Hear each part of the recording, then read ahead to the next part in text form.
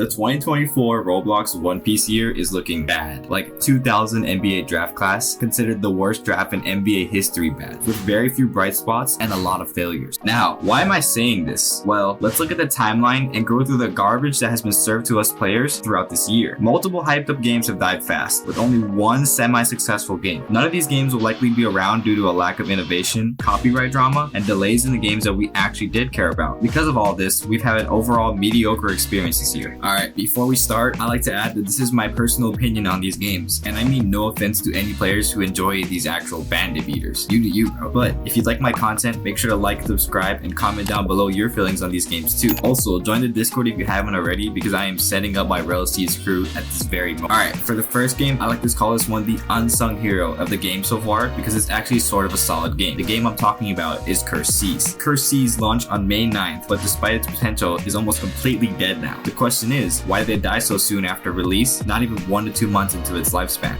The game boasted an interesting concept with 4 distinct classes: daggers, guns, swords, and physical combat. Its hockey system was particularly noteworthy, featuring unique aspects like temper, resilience, foresight, and reflex. In fact, the hockey had tiers that leveled up by killing other players, adding an intriguing progression layer. While unlocking hockey did require monetary costs, there was quests to offset this paywall. Combat mechanics themselves were decent, and Cur Se introduced innovative ideas like hunters and souls on their takes on devil fruits. It even had cursed chests, dungeons, and an AFK mode, but you did need to roll for your skills, so there was a lot of pros and cons in this game. However, the bosses also seemed rather basic, and at its core, Cur Se was a bandit beater. But despite this game's Discord is now closed or inactive, likely reflecting its dwindling player base. Cur Se leaned heavily into PvP gameplay, which may have been its undoing into a crowded market. Still, it stood out as a hidden gem that deserved more attention if you ask me. Alright, now next up is a game that actually isn't dead yet and is also doing surprisingly well, so I guess we'll have to call this one the lucky one of the batch. The next game is called Demon Peace, and it's still going pretty solid. Released around May 17, Demon Peace has managed to maintain good player numbers, often hovering above 5,000 concurrent users. It employs a fruit spin system for acquiring devil fruit abilities and has received quite a bit of online coverage from content creators. While Demon Peace may seem like a typical bandit beater at first glance, there must be something compelling about it to sustain such an active player base. I played a little bit, and admittedly, it didn't impress me much initially. However, its continued success suggests that there's redeeming qualities worth exploring further. So far, for 2024 Roblox One Piece games, we are 0 for 2. Well, maybe 0.5 for 2, because Cur Se was okay, but it's dead now, so it doesn't really mean anything anymore. The next game is Eternal Peace. Yes, that one. The stupid Maui game. A weird, overhyped mess. Eternal Peace launched on February 16, but is pretty much dead at this point. Created by the infamous Maui Senpai or whatever his name was, that might not be it. It was heavily hyped up, but failed to deliver. The hype was clearly overblown, and the game died remarkably fast. The Maui guy would not shut up about this game, and it turned out to just be another bandit beater. It doesn't even touch 1,000 players anymore, which is a damning indictment of its quality. At its core, Eternal Peace was a basic bandit beater with below average fruit abilities and a lame combat system. Many suspect it could have been a cash grab attempt from Maui himself. Now, before I continue, I want to let you all know that only a small portion of my viewers are subscribed, and it would really help me out if you could drop a quick subscription. Also, make sure to join the Discord. I'm super interactive and love involving myself in the community. Anyway, back to the video. Oh, also shout out my boy Pogo Solos for helping me create this video. As promised, I'll be making this guy a commander in my up and coming crew. Okay, next is the game that really annoyed me the most. Not only was this game trash, but it was genuinely detrimental to the community as a whole. If you don't know what game I'm talking about, I am of course referring to One Piece East Blue Brawl. Released on May 9th, there's not much to say about this game besides its low quality. It was an official Netflix game, which is perhaps the most baffling aspect. Inexplicably, East Blue Brawl caused the delay of a highly anticipated ROBUX. The game itself is very limited with boring combat and a lackluster game mode that I had the misfortune of playing. It was a complete joke, and the fact that it caused a potentially unnecessary delay for ROBUX is infuriating. Okay, sorry about that. Next up, we have absolute epitome of mediocrity in games that came out this year so far. I'm talking 2024 Phoenix Suns level of mid. The game is called Legacy Peace. Legacy Peace launched on April 13th, and I played it a little bit when it first started. The game was clunky and not very entertaining, so I didn't play it for long. Apparently though, it gets better as you progress, so maybe I did not give it enough of a chance. While the character models look cool, the combat system wasn't particularly unique, and the quest system was just okay. The fruit abilities actually looked really decent, but ultimately Legacy Peace just felt like another run-of-the-mill bandit beater. One annoying aspect was the long respawn times for NPCs, which disrupted the flow of gameplay. Also, the array of available fruits seemed rather small. Despite its flaws, Legacy Peace has managed to maintain a player base, suggesting that there may be more redeeming qualities deeper into the experience. However, the first impressions were undoubtedly mid-tier at best. Now, the last game I have here was a pretty iffy One Piece game that may have literally been a cash grab because there's no way they were legit about this game. The game I'm talking about is Pirates Legacy. Pirates Legacy is also pretty much dead at this point. While it had a very cool intro video, the game itself was just another bandit beater with mediocre combat. The fruit abilities looked okay, somewhat reminiscent of GPF, but overall it looked very unimpressive. Surprisingly, Pirates Legacy received quite a bit of coverage from content creators, but it clearly failed to live up to any hype. Alright, here's my final point. Will any of these games survive Rail Cs? Realistically, none of these games are quality enough to survive the impending release of Rail Cs. Half of them are dead already. For playtime, its writing is on the wall. Many of these games came out early because their developers knew they couldn't compete with Rail Cs. A couple might have had some redeeming quality, but overall, the 2024 year of One Piece games has been rough so far. But yeah, that there is the current timeline of One Piece games that have been released in 2020 so far. Let me know in the comments if I missed any games and tell me your opinion about the ones I rated. If you like a game I disliked, tell me why. I'm curious to hear your perspective. Anyway, again, make sure to like and subscribe and join the Discord if you want to be involved in my videos like my boy Pogo Solos was. That's all for today, guys. Hope you had a nice one. Peace.